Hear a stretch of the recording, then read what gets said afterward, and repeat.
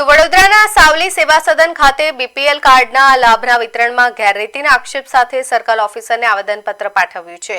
રજૂઆતમાં દાવો કરવામાં આવ્યો છે કે અનેક જરૂરિયાતમંદ પરિવારો આજે પણ બીપીએલ કાર્ડના લાભથી વંચિત છે, જ્યારે કેટલાક અપાત્ર લોકો લાભ મેળવી રહ્યા છે। રજૂઆતકારોએ સમગ્ર મામલે નિષ્પક્ષ તપાસ કરીને પાત્ર પરિવારોને તાત્કાલિક લાભ અપાવવા તેમજ અપાત્ર લાભાર્થીઓ સામે નિયમ મુજબ કાર્યવાહી કરવાની માંગ કરી છે। હવે આ મુદ્દે તંત્ર શું પગલાં ભરે છે તેના પર સ્થાનિકોની પર નજર છે।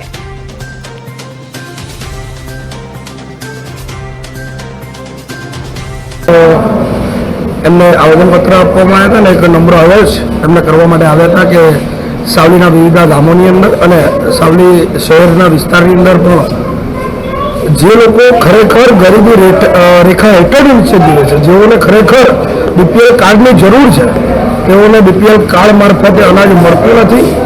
કારણ એક જ છે કે જે લોકો ખરેખર બીપીએલ કાર્ડના ધારકને હોવા જોઈએ એ લોકો બીપીએલ એ લોકો ધરાવતા નથી, અને જે લોકો જે ધરાવે છે એમને જરૂરિયાત નથી। તો ખોટા બીપીએલ કાર્ડ ધારકો વિરુદ્ધ કાર્યવાહી કરવા બાબત આજે અમે મામલતદારશ્રી કચેરીમાં આવેલા હતા। તો એમને આવેદનપત્ર આપવામાં આવ્યા હતા ને એક નંબર અવેજ